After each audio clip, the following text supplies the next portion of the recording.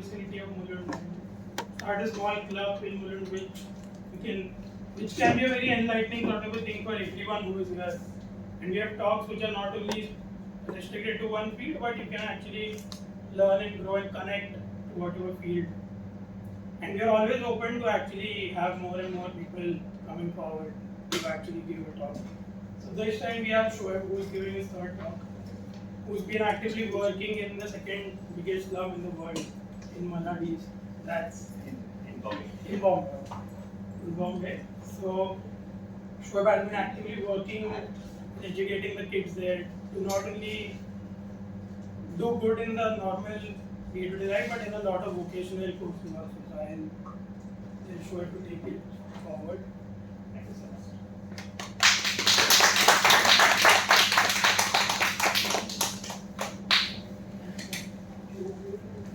Yeah. So, hello everyone. Hi. Hi.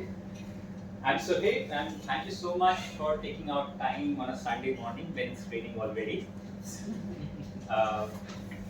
So before I begin with the presentation, let me give you a brief introduction of what I am, what I do, and who I am. So I was born and raised in Bareilly, a small town in UP. I completed my schooling there.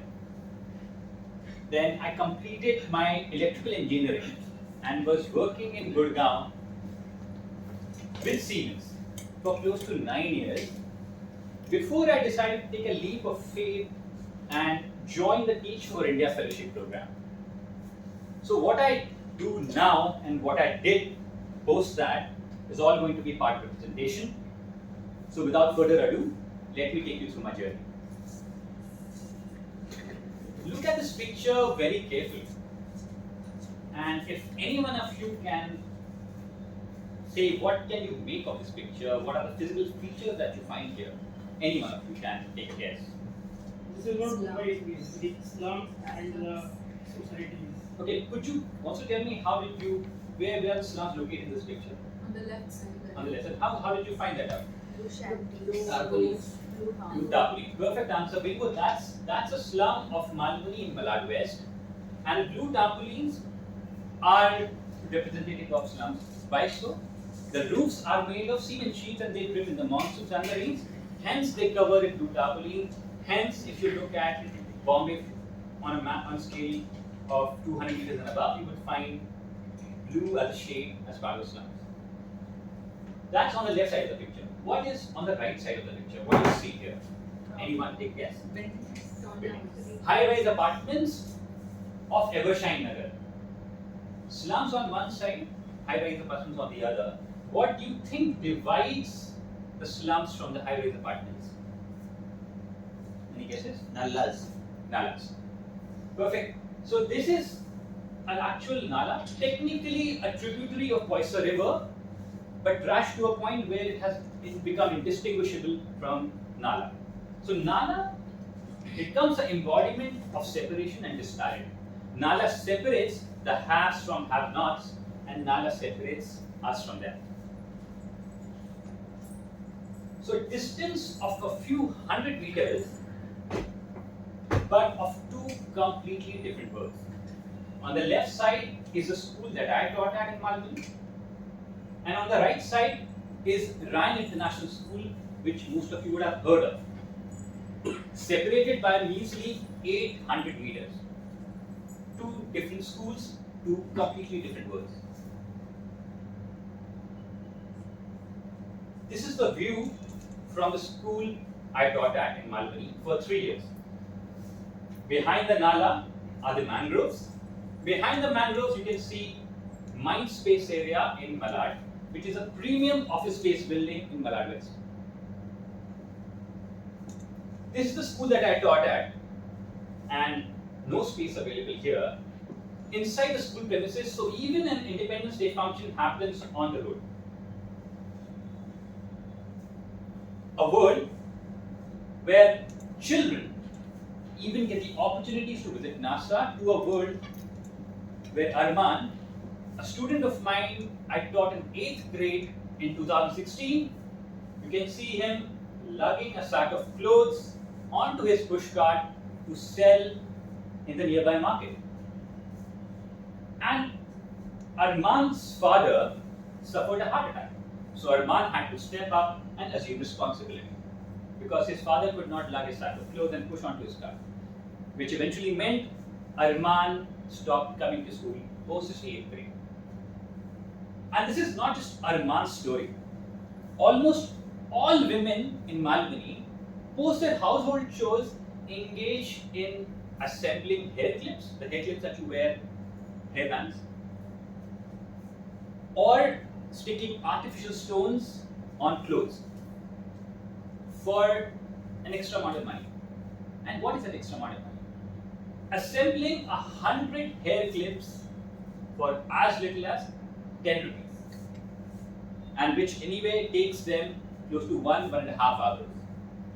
This is a disparity of reality and opportunities. So in the first month of coming to Bombay for my Teach for Deaf Fellowship program, I was assigned a school in Malmini. And Malmini is a city of its own. Malmini has close to 3.5 lakh individuals there. Around 60 to 70 odd schools. So it's a place always teeming with energy. But then again, if you put Malmini on Google search bar and go to the news section, all that you can possibly scroll through are murders, violence, drugs, and scams. And this is the reality of the children that I taught. A family of 7 to 8 people living in a space not more than as big as 2 office cubicles. Affording milk for everyone in the household is a luxury. Almost all of my students came to school on an empty stomach. And some of my students had stunted growth, did not look their age because of malnutrition. And to top it all, the social evils of violence and drugs. And after knowing all of this, I really wished I could know where my children were going post school hours. Who were they hanging out with? What were they doing? What was happening in Malmini? And I wished, how could I do that? And I thought about it. What if I could start living here? And if I did, I thought that would give me the opportunity to be with them after school hours, hang out with them, establish friendships with them, build rapport with them, and maybe, just maybe, then make a small difference in their lives. So by August 2016, I had already moved to Malmini in a 15 by 12 feet room, also covered by blue tarpaulin. This is in the month of September. I rented a 1-room space to function as a center for the students to come back after school hours and study. My day would start at 6 a.m. in the morning and would go on teaching in the school till 1 p.m. Extra classes till 3 to 4 p.m. And after 3 to 4 p.m. I would go on community visits to meet the parents of the children that I taught, to establish bonds with them, to know about their struggles, to help out their children in whatever capacity possible. So after that, till post 6-7 p.m., I would go on making lesson plans for the next day. And lesson plans which would eventually fill in the classrooms. And classrooms, I remember sometimes leaving with tears in my eyes because nothing that I planned for worked after putting everything that I did. I was only part of their life for 6 to 8 hours every day. But majority of their time was spent in Malmini, doing things, seeing things, feeling things, hearing things which they weren't meant to. However, you could see perceptible difference in the students who participated in co-curricular activities like football, theatre, debates, and the kids who did not. And this seemed like a beautiful ray of hope to me, and I could possibly do something around it.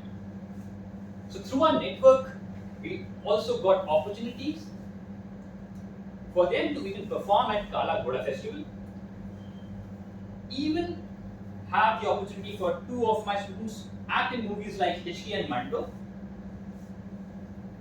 However, they were a very minuscule percentage from the whole class. So, when I decided to register the center as an NGO, a non-profit organization, this became the guiding philosophy for our programs.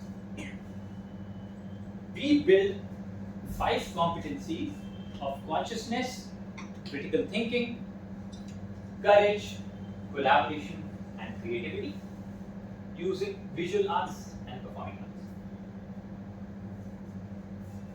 Coming back to the school and the classroom that I taught, from a class of 60 students that I taught, 40 students passed it and grade 20 flunked. And out of these 20 students, some of them left the fold of education completely, never to come back to it again. Some of them moved to graduation and are in the second and third year of graduation. And it's been 3 years since they passed their 10th grade. I would like to specifically talk about specific student here, Sai. Sai was an average student. And by average, I mean average in academics. And Sai struggled to communicate effectively because emotions would take the better of her. And Sai was not very particular about participating in a lot of opportunities that came her way. But Sai also wanted to assume responsibilities like becoming a class monitor. In her junior college, Sai was also part of the performing arts program for 1 year that my NGO runs. And that experience enabled Sai to learn so much more about herself, about her strengths, about her feelings, about her emotions. Now Sai is in her 3rd year of graduation. And during our NGO's 15-day summer camp, Sai also volunteered as a co-facilitator. So Sai, who started in school, a student in school, to a student in my organization, to a co-facilitator in my organization, Sai had come full circle.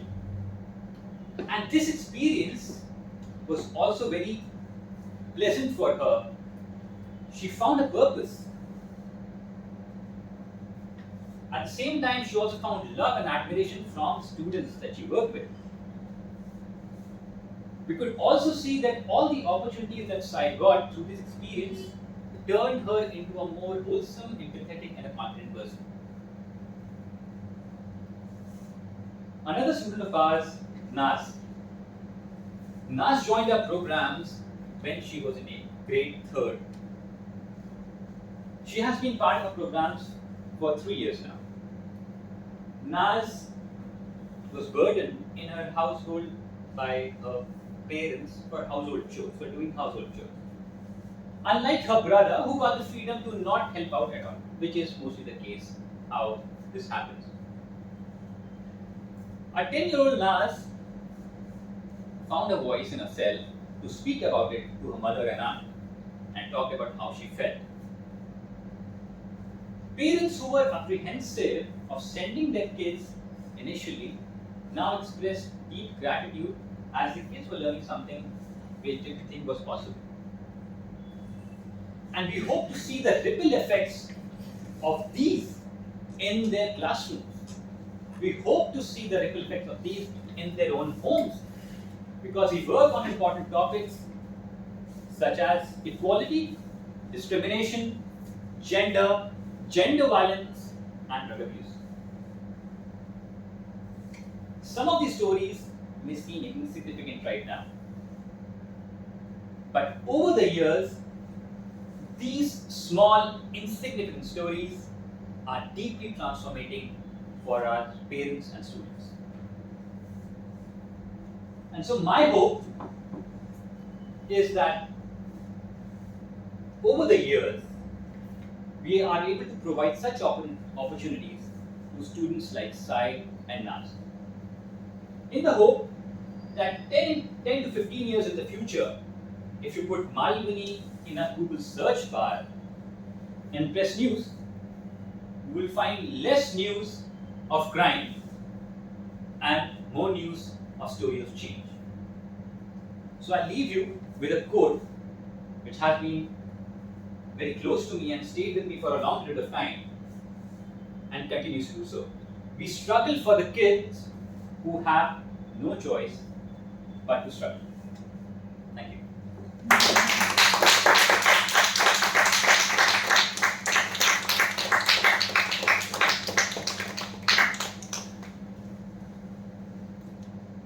Please feel free to ask any questions if you want to know more about work that I do and what I did earlier.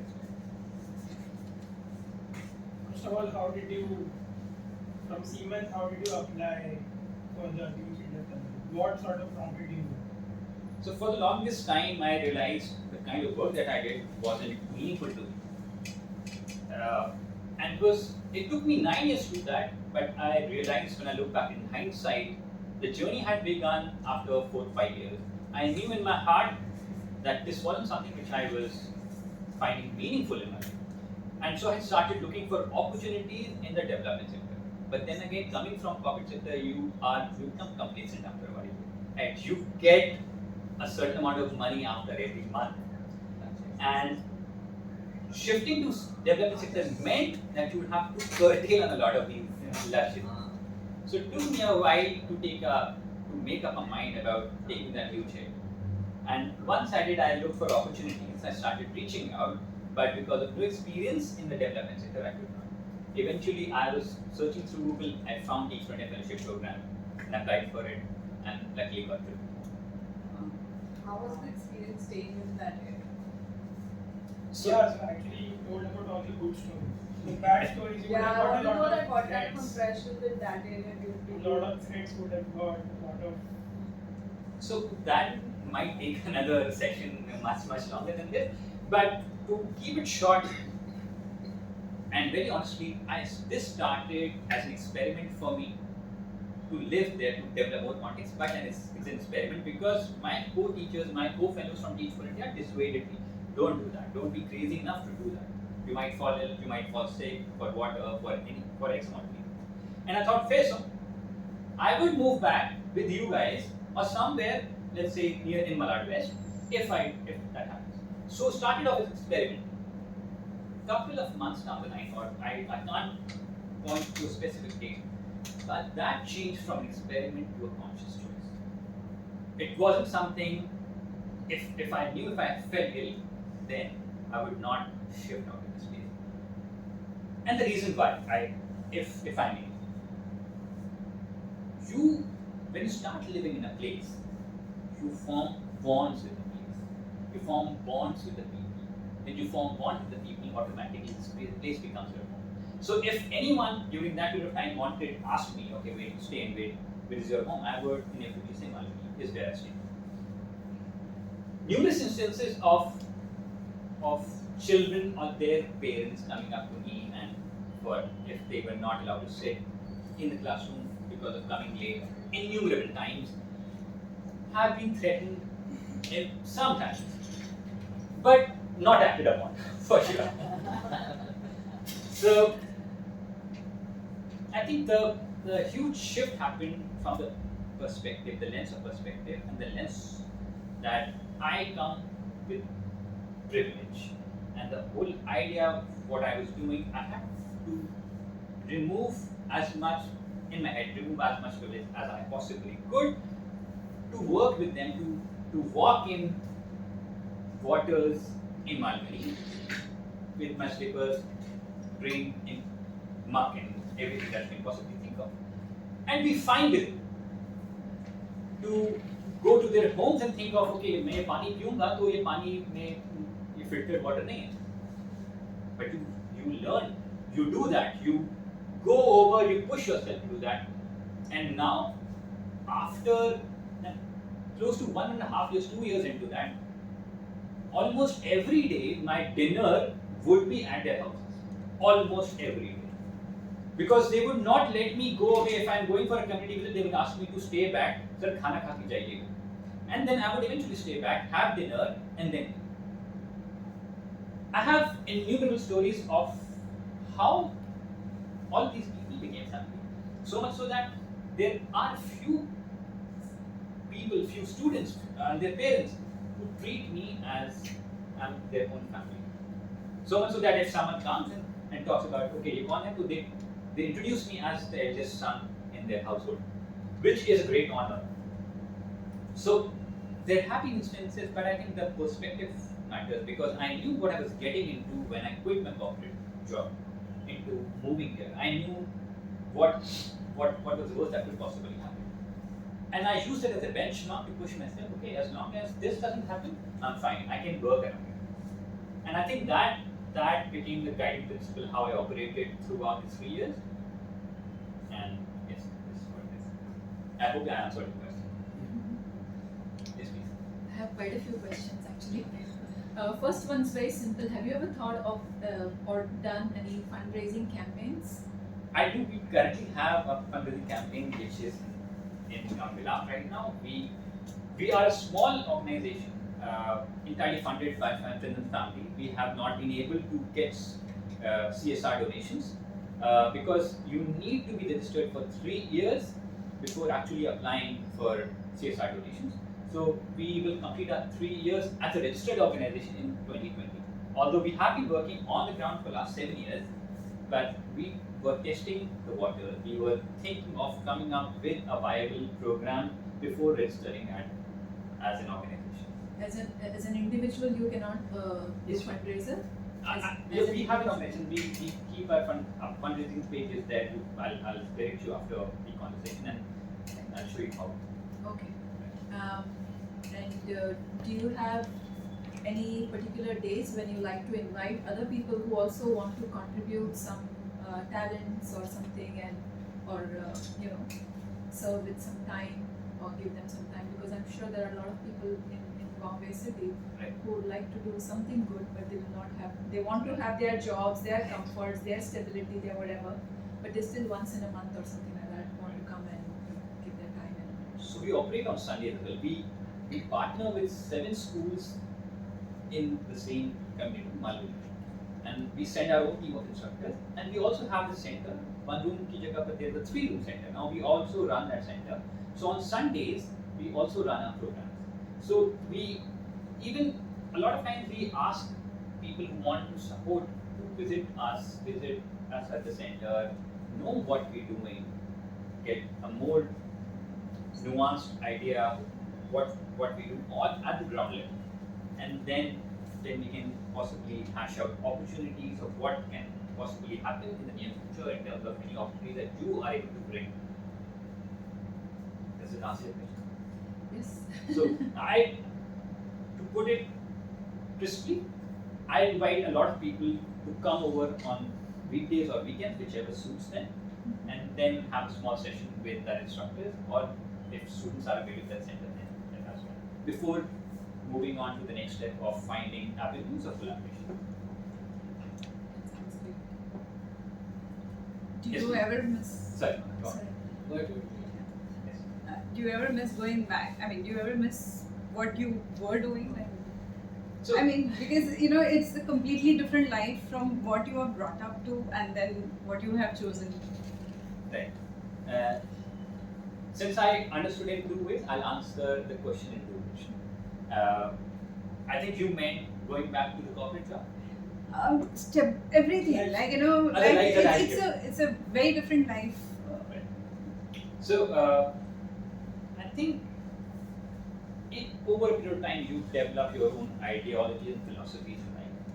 And based on my experiences, I think, and a lot to do with how I was raised in my family, for me to take certain steps. And when I say that, please don't, I'll also clarify. My family for the longest time did not support about that I'm currently doing that. So I don't, when I look at office cubicles, I don't feel happy around office cubicles that happen. I'm more of a person who has evolved to a point where I enjoy working on the ground with people. And this has come only with experience and a lot of doing groundwork and understanding, okay, I have done this, what matters most to me? And I side with working on the ground, not in a corporate setup. Second answer, which I understood is, teaching itself for 3 years, which I did, is a very grueling experience as well as a very gratifying experience. And multiple stories of students not letting you teach in a classroom once they are teenagers, right? They would not let you. And you would be holding your own lessons and but eventually you would have no way, you would not be able to control the class and that plan would go for a loss. Grueling, I think that's the most grueling experience I've ever had teaching for 3 years. Much more than living it. So I do miss teaching per se.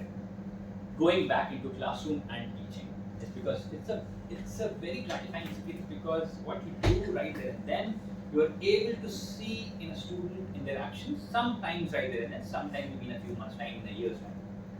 Right now, as part of running an organization, it's something which I also miss, going back to teaching.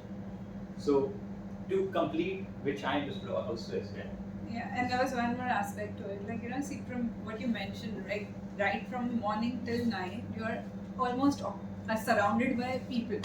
And when you're at home and you're in your comfort zone, like, you have that privacy. Like, you just want to chill, you want to read, you want to watch a movie or whatever. Like, I don't think you get that sort of, so any of that, like, because it's for me, it's an important part. I mean, so I'll clarify something here. So this was 2016, 2019, 3 years I did that.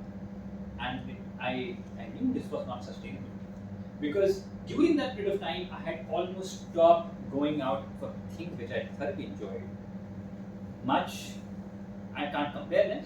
I also enjoy teaching and working and being in the community, but I also stopped hanging out with friends. Yeah. And I knew this would not sustain for the longest time. So, and I learned my mistake. So, even the aspect of privacy, since I lived there, it meant every child knew my home. It had a Wi-Fi, so most evenings, if I'm working on something, they would come for studies or use Wi-Fi to just fiddle around on Instagram and whatever they do. So, which also meant, like, I used to smoke back then. Even taking a smoke, like smoking a cigarette in the privacy of a home was not available. And I remember these certificates because even the idea to buy a cigarette in from the slum, I could not think of it because I needed to be at my A level throughout. I could not be a teacher in the classroom and go out and buy a cigarette and kid sees me and then what? And so for 3 years I had to maybe abstain from anything and everything. But I knew this was not sustainable. So right now I try to keep a healthy balance between them. But I also realized this was essential for me to go jump in head first to understand and come out the other side and realize what is important to me and what is not, and then make a calculated decision around it. And so that's the collective decision. Yes, please, go ahead. Yeah. So, as with any journeys or any travel, did you have any goal or destination in your mind when you started? Having been on this path, what are those goals and destinations today? So, when I started, the whole idea was working in the development space. I really wished I found a sheet when I was preparing for this presentation. I was rummaging through the old artifacts of yesteryears, and I found a sheet from 2018 which said, I will ensure that all my kids will pass 10th grade. And sadly, it did not. That did not take place. And this was 2018. I found that picture. I found उसके एक तरफ photocopy की तरफ बच्चों का picture है, पीछे मैंने लिखा हुआ है as a goal, but did not happen. And so I realized this is a lot of smaller goals which line up towards my end goal. And I figured my end goal is working with communities and working with people is something that thoroughly and deeply enjoy. So working with marginalized communities is something which forms my end goal. And in different aspects, I could be a teacher, I could be a mentor, I could run my own organization, helping in some way or form. So I don different hats, all aligned to helping marginalized communities in whatever way possible. Did it answer your question to some extent? You could talk No, about the it's- CFF goals also. Yeah, so Will be- maybe I'll. No, I don't seek a specific answer. I'm just trying to see what's your experience been. See, because what happens is any activity, any journey is transformative. Right. So as you said, I had set up a goal, but today you are more indefinite about what it has to be. Maybe it will manifest tomorrow or some other day. So that's what I was inquiring about. You were asking question. Yes, you had that 5-pointed thing, Right. critical thinking, Right. courage. Could you give us some examples on how you're engaging your center around it? Right. So our programs choose the theme of, let's say, equality, discrimination, gender. This year they're working on gender. So let's say when we talk about gender, right now, the world that we live in, sex and gender are not synonymous anymore. Sex means something else, gender means something else. And this is how it is going to be moving forward. So let's say if I talk about, there are going to be 20 sessions, 25 sessions in the schools with children from grade 3 to grade 8. Around gender, they would learn about what constitutes gender, what constitutes sex, what is transgender, what does it mean. And they keep hearing it a lot right now on Instagram because they're always on social media. So they understand what gender is. And then we move on to patriarchy, then we move on to how gender-based expectations are. What defines these gender roles? How do you end up being a man in the family? Are you wearing pants? Are you the one who wears pants in the family? How these examples can portray something or the other, just for them. So this all marks becomes part of the consciousness and critical thinking. For them to realize, okay, this is gender, this is sex, and this is what I know from my experiences in the community. So that becomes the consciousness, and using their consciousness to understand, oh, this is like what I'm talking about Naz. Naz understood that if she is the one who is doing household chores and her brother is not, that's critical thinking of using, this doesn't seem right. I should not be the only one working in the house, doing the household chores. So critical thinking. Finding the courage to speak. Collaborate within the peer circles. Small group of students we make. And effectively coming out with a skit, coming out with an artwork, coming out with a story or a poem, all becomes part of it. So let's say at the end of the sessions, they are now able to come out with a story and a skit or a poem which encapsulates their understanding of what gender is, or gender-based discrimination is, or what patriarchy is from their lens. This is what we're trying to teach. So this is, over the year we work on this with multiple projects after each couple of sessions. Yeah. So you mentioned about patriarchy, probably domestic violence, and these things must be the part of it. So the father of the family or the grandfather or whatever uncles, they don't have any problems with you because the kids or the women in the house will raise their voice and they. So up until now, we have had resistance of, let's say, if we use performing art as a medium, which includes dance as well at times. We have had problems where parents say that they don't want to make their kids dancers. हमें अपने बच्चे को नाचने वाला नहीं बनाना है. These are verbatim what I'm talking about. But I think it takes a while to build that rapport. On day one, I cannot choose the relationship to dictate something. However, 10 conversations down the line, I will be able to come at a point where I am able to say something and they respond to it, not react to it. So it's a very long journey which takes place, and it has taken a long time for them to be fine with it. Okay, this is happening, this is what they learn, and they're getting something from it. But there are, Malvani, I said 3.5 lakh individuals. There are, I'm not too sure how many NGOs are working there, but from Sneha to Yuva to us, there are so many NGOs working on issues like this as well, on gender violence, and supporting mothers in different ways and forms. We run our sessions with children for now, but we also want to run our sessions with mothers and fathers and the youth. This is all part of what we want to do in the future, so that the ecosystem, Malvani as an ecosystem where kids are there, the parents, the youth, all come together to change their understanding, consciousness, critical thinking around issues which matter most to them. But that's a long journey. Maybe in next few years we will be able to run these programs.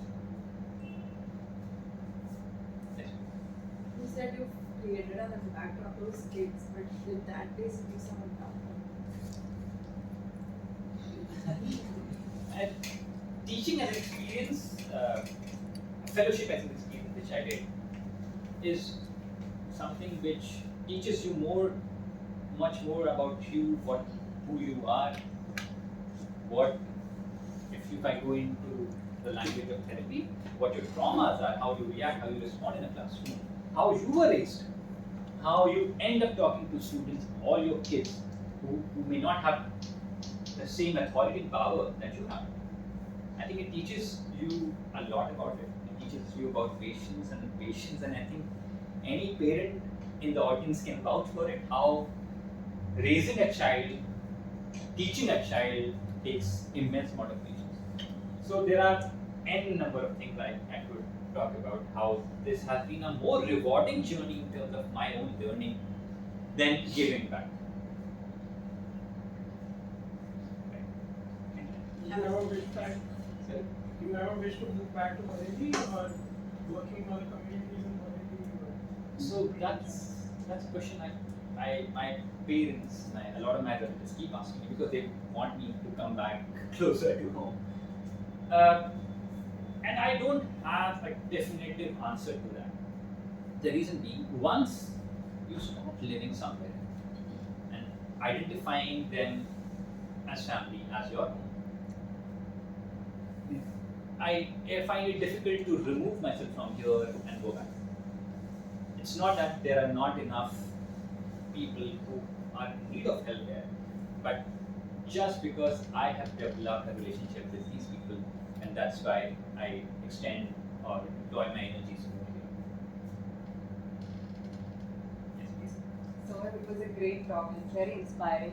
I was curious, what is it that drives you every day to carry on this journey in spite of all the struggles you might be facing, from the response to the fundraising to everything else? Firstly, what are the key struggles and how do you keep going?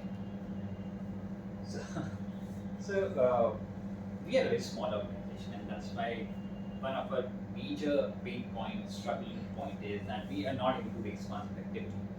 Our idea, we worked with 1,700 children this year, last year. We wanted to scale up to 3,000 children in this academic year. But since, for lack of funds, we were not able to. So, right from fundraising to the operations at the ground, to hiring talent and hiring teachers and training them, almost all aspects of a startup are problematic, and a lot of people might know this as well. So they are very distressing at times. But I feel deep down inside, I also derive a lot of purpose from it. And I think I ascribe a lot of meaning to the work that I do. Because I think if I'm not able to bring these set of opportunities to the kids that I'm bringing to, they will not get it from elsewhere. And I think that becomes the golden thing when I wake up in the morning. not always. Sometimes I have had my bad days, but mostly this becomes my go-to thing to wake up in the morning and think of. This is something which the school infrastructure will never have. You don't have the space or the teacher or the money to have a teacher like this coming in and talking about such issues. And whatever they hear and see in Malbani is from a very myopic lens around such issues, not everything. So I feel, what if I'm able to make a difference in their understanding, and that keeps me going. Yes. Anything you learned at Siemens that you are employing in the slums? Project management. I was a project manager in Siemens, effectively ensuring a greenfield project, how it starts on day one, how it ends on month 24, over 2 years. I think I employ my project management skills here as well. And delegation. So how do you take care of EMI and EMC in this? A long story, but we can talk about it some other time. Yeah. So how do you attract staff or volunteers? What's the thing that works for you? So we have kind of gone into a model right now where our students have reached a certain age where they want to also experience what working in an organization or working essentially feels like. So that's become a great opportunity for volunteering, asking our kids or their friends to volunteer for the organization. So that's a great source to get these volunteers. Other than that, we don't have a brand as such.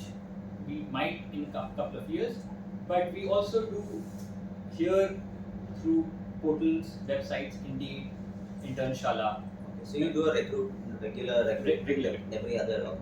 Right. But while hiring the instructors, we try to make sure that these instructors come from similar backgrounds, not where they would not be able to, because this experience of teaching, every day they have to go to three schools every day, take 2 to 3 sessions in different schools. 1 kilometer, 1.5 kilometer, कीचड़ में पानी है, भरा हुआ है, time पे आना है, सेशन लेना है. Every day लेना है. It's not a cup of tea for everyone. So we make sure that they come from similar backgrounds, they know what this feels like, and we make it part of the recruitment process where we first do this recce with them and then get to a point where they interview them. And do they need to be professionally qualified, or you educate them as to what they need to teach? So we only look out for graduates and minimum 1 year of teaching. Any teaching, as long as they know how to teach, the rest we can possibly train them with what we want to teach. 1 year of teaching and a graduation is necessary, because we feel the kind of skills you pick up being a graduate is very different if you have not done your graduation.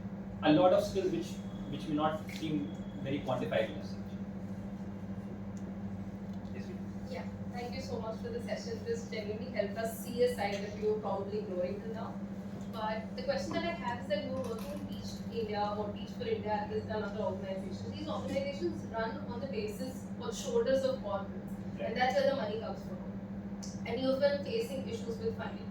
The problem there is the authenticity, or they serve only on the basis of convenience. And here, if you want to make this authentic, but take it to a larger platform, how do we fill this gap? Because if we bring it there, there's just going to be like, okay, we make a presentation, we put it on pages where they can see it. But how do we take this authenticity there? So I don't have an easy answer to that. And I think this is not just representative of CSRs and NGOs, it's representative of everything and anything which you see on Instagram. A lot of influencers or people who talk about things, I do not know what they're talking about, but they are there. They are the poster boys and poster girls there. So it's very difficult to sift through that. I don't have an easy answer, but I think developing a brand is essential. A lot of organizations who might want to support have never heard of the work that we do. And so for them, if we are also at the same time, if we're asking for a small amount of money, let's say 10, 15 lakhs, it's too little a sum they would want to part with. CSR wants to donate, two organizations को दिया 10 crores and they're done with for the year. But we are a small organization, right?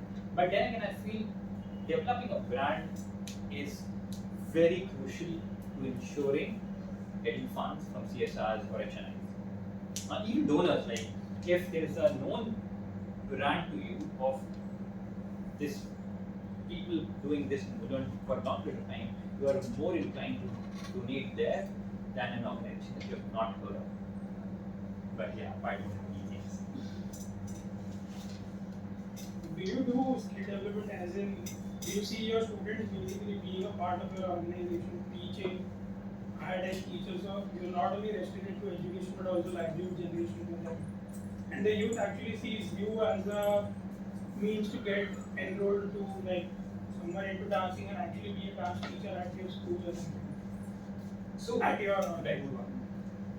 So we see that as a possibility. Even Sai as an example, we see Sai as a very potential candidate who could join us next year and work with us, because she has seen the whole cycle of being a student, being the student in the organization, and being a teacher in the organization. So we see a lot of that, and this also helps us easing out our recruitment process as well. Because these people know us, these people know the work, and they are comfortable with learning process.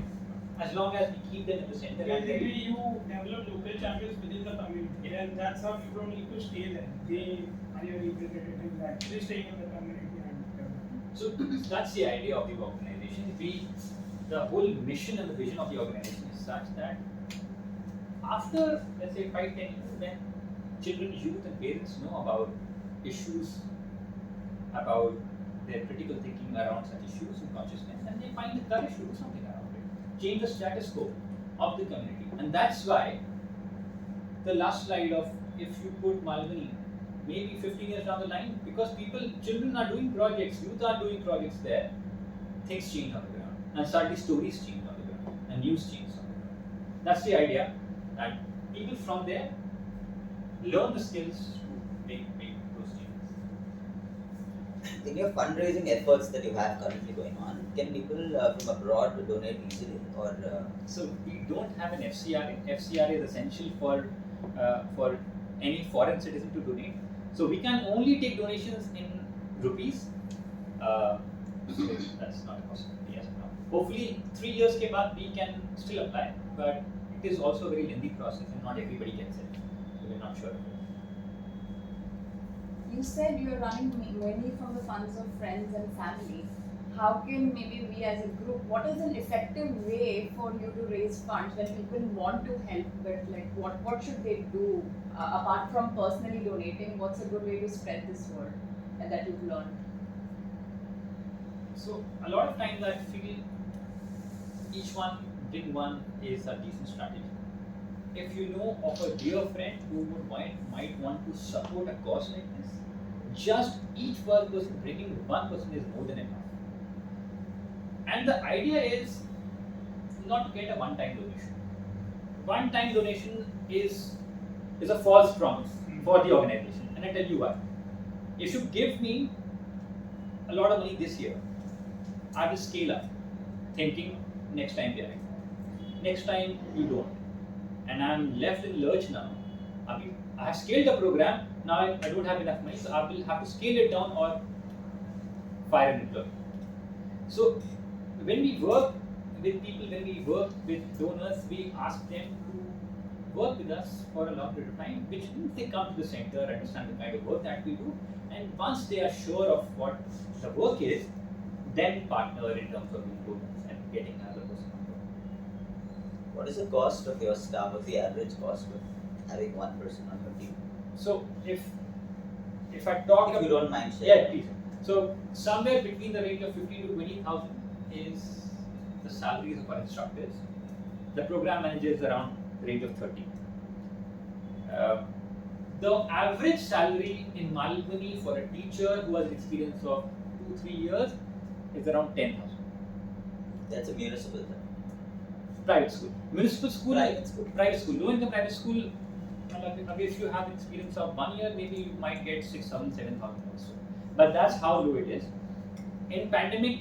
But 10,000 is below minimum. Minimum wage is 11,000. So This is what I'm talking about. So this is a different world. It's a world where if at all if I were to take you ever, the part where the community center functions and where I live are the best of parts.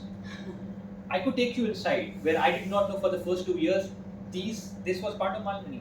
It did not look like Bombay. I'm not kidding. It did not look like Bombay. It felt like I was out there in a village. क्योंकि वहाँ कुआं था. कुएं के mangroves very close to the water body. तो कुआं था. कुएं में brackish water है. They use that water to wash, not drink, wash utensils and all of that. Drink water 1.5 kilometer away. Tanker आता है वहाँ से. But you will not be able to find. वहाँ पर slums, ये वाला slum नहीं था. वहाँ पर shanties वाला slum होता है जो north में यहाँ पर construction worker sites में आपको दिखता है. वो वाला slum था, which is actually technically a slum. One last question: how static or how variable is this now? The influx of people day by day. How do you? When the one family comes from a village, what is the notion of they coming to Mumbai? Why do they come to Mumbai? Then how do they grow their families there? Invite here, Mausa ji ko bhi bula dete hain. So I think the whole idea of finding better livelihood and earning more is one of the crucial reasons why people migrate. And that happens, and it happens over generations. Right? You also call in if you are come to a point where you are decently well off than what you were at living in your native village. You also call in people in your household as well. But so this slum has majority of people from UP and Bihar, a lot of people from southern states as well, and it's nothing short of a Mela. Nothing short of a Mela. People from anywhere and everywhere. And I'm saying 3.5 lakh population. If you look at it, that is a huge number. Dharavi में शायद 5.5-6 lakh लोग. This is second largest slum. 3.5 lakh होंगे. हो सकता है ज़्यादा मुझे मालूम नहीं. But I'm telling you that I initially thought there were 40 to 45 schools. Couple of days earlier, I met a school principal. I was having an informal conversation. उन्होंने बोला नहीं 70 स्कूल हुए हैं यहाँ पर अगर आप देखें. 70 स्कूल मतलब एक कमरे में दो क्लासरूम है उसमें चल रहा है सब पढ़ाई चल रहा है जो भी आ रहा है 100-200 रुपए फीस है वहाँ पर क्योंकि they can't afford. A lot of schools, the even schools that I taught at, children would not be able to pay fee. कर ही नहीं पाते थे. So after the year, either उनको they would ask to move out और उनको कहीं trust से पैसा आता तो वो जमा करते थे. But they would not be able to pay fee. So things like midday meals, etc., are available to these schools? Only government schools, BMC schools. That also does not teach most of the time. So there was one school in Vadala, like a slum. The office was taken, the school was taken by the government to set up an office, and the girl, they all were pushed to their homes. So is it there or is it? So That is some in Vadala. schools, I'm not sure because we don't partner as of now with BMC schools, and idea we want to eventually we want to work with all 60-70 odd schools in Mali. Right now we don't. I think we don't from a very operational perspective that we lose autonomy while working with BMC schools. छुट्टियां बहुत हैं, teacher ये है और आज नहीं हो class, all of that. So our session and quality of sessions goes down a lot. So we have been apprehensive right now, but eventually we will also partner with because there are 1,700 schools. 1,700 students are right now over 6 schools. वहाँ पर एक school में there are 2,000 students. Because multiple sections. सुबह 10 बजे से इतने बजे तक उर्दू चल रहा है, उसके बाद इंग्लिश चल रहा है, मराठी चल रहा है. 2,000-2,500 students, odd students in one BMC school. So these are all private schools then? We work with low income private schools. उनका फी रहता है 400 रुपए, 500 रुपए महीने, 600 रुपए महीने. And from what grade to what grade do you work in? If you said that earlier. Grade 3 to grade 8.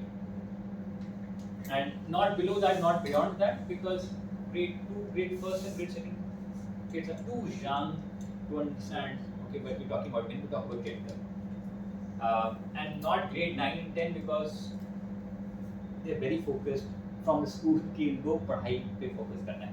So 6 years he work. So grade 3 में काम करते हैं, फिर grade 4 में काम करते हैं उसी बच्चे के साथ. When you take your program to the youth, to the families, to the parents, do you think you will be promoting or trying instances to promote reverse migration? or instances where actually they get a sense of ownership of where they belong, the farmland that they have. Because right now agriculture is becoming, people are moving towards agriculture. A lot of rich people are actually going into organic farming and things like this, which is becoming a very good income generator. So, Rich people are finding their roots there. But that's more of a fad. It's not actually. It is not generating local incomes. Rich people going in farming necessarily does not impact the local community, and that does not translate into any form of transformation of lives within those communities in the villages. So, like for example, if you do hydroponics, you are totally taking out the idea of soil. आप मिट्टी को ही निकाल रहे हो. So there is a lot of issues with that also. So we have to really understand when this new age farming is coming, and that is also very selfish actually, because we eat a lot of what we assume, and which is also true, that we are eating a lot of pesticides and insecticides, and which is not really a good food that one should consume. So we are trying to go and take control of that. So in a way we are mechanizing it, industrializing it, but without the participation of the local communities. Like for example, I am working in a lot of villages in Uttarakhand, actually doing a lot of projects to promote reverse migration. It has actually got a lot of youth back to the villages. That is nice. Post-COVID to actually generate, not only in agriculture, not But only. look at the policies of the government. You are still envisioning smart cities. Where is the vision of smart village, which is sustainable, which takes you beyond, where you are critically saying you don't want cities. What are cities actually? Yeah. And these urban problems are not post-independence. That have been there for ever the time the idea of city or metropolis came in. So we at the foundational level we have not stated the problem. We have not stated the problem. So where is the question of addressing it? Yeah.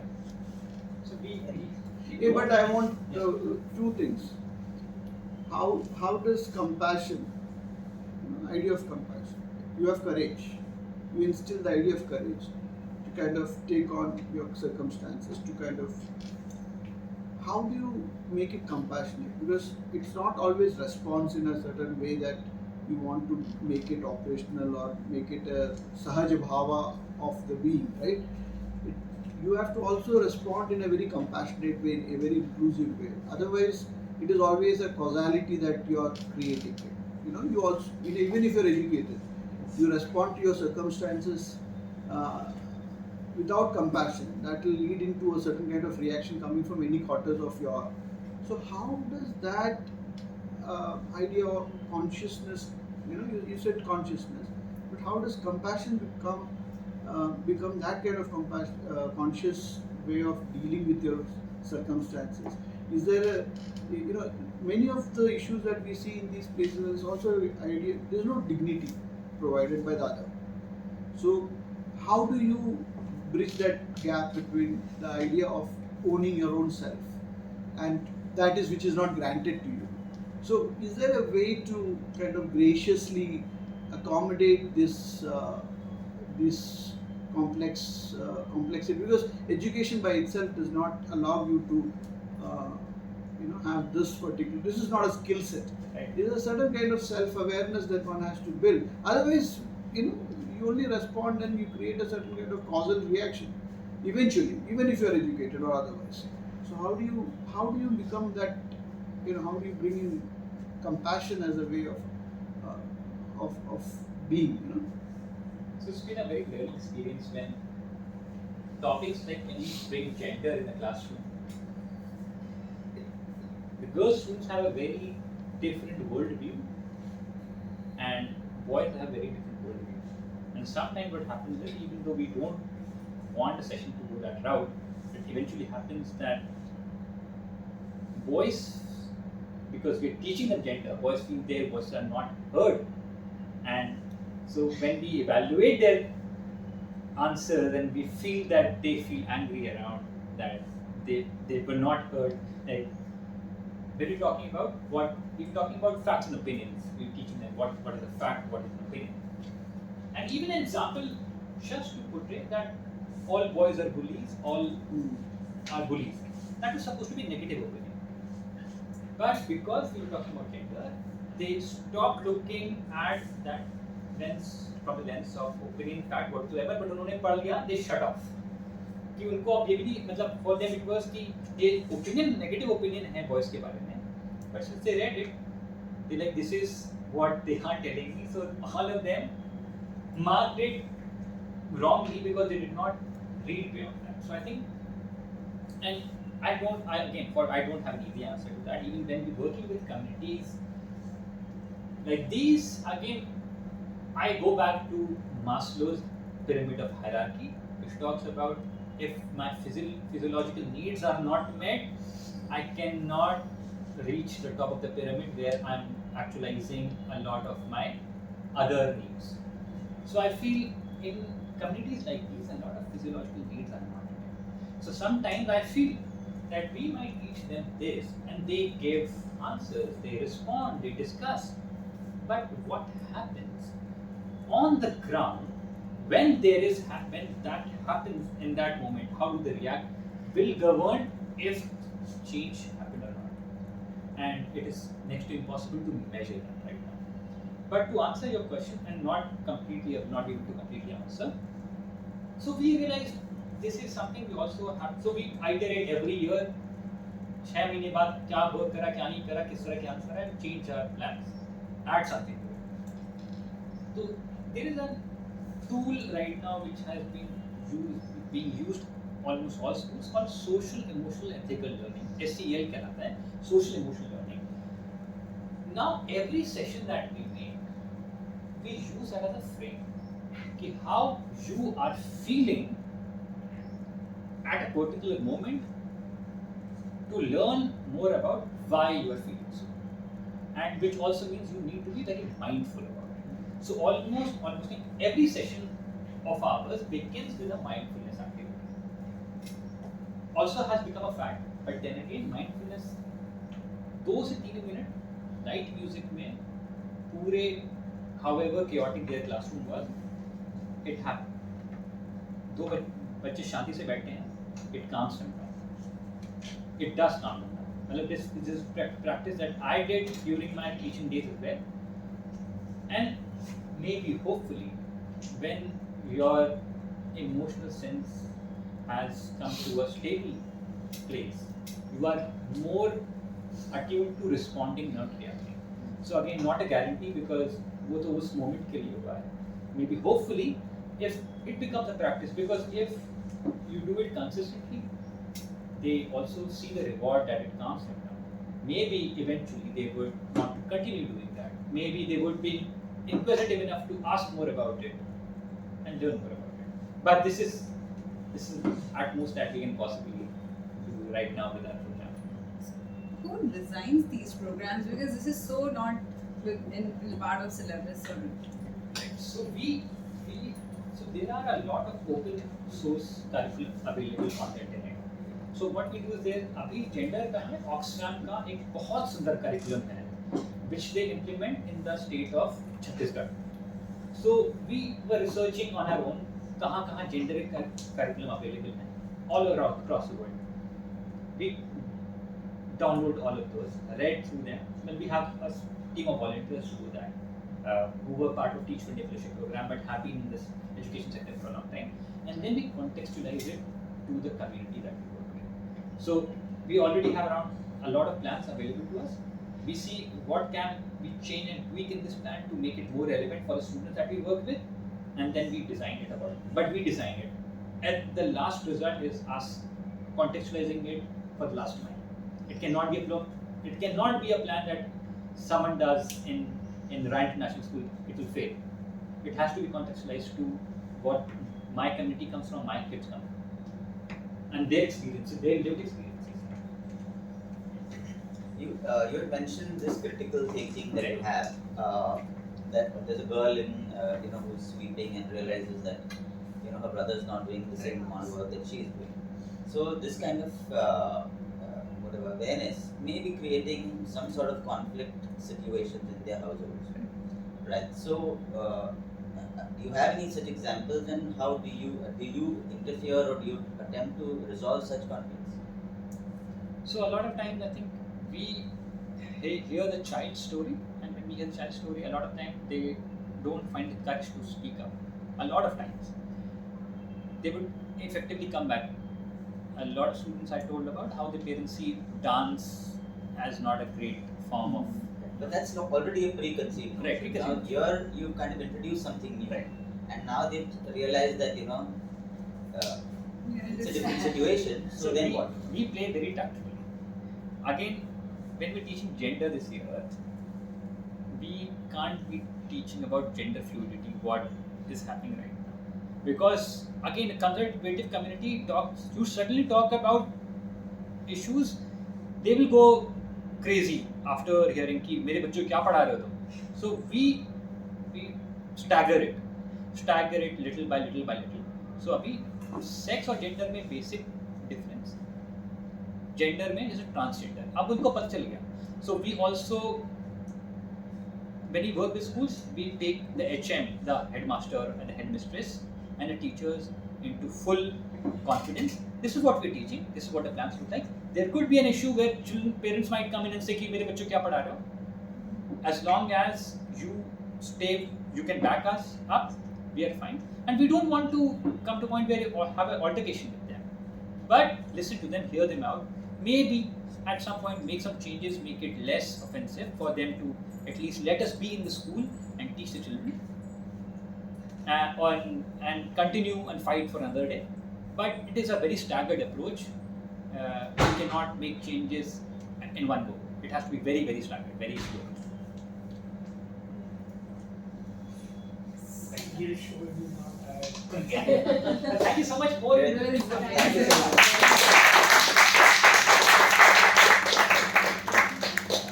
I'll just take 5 minutes of your time and then we just wrap it up. So yeah, I just wanted to introduce the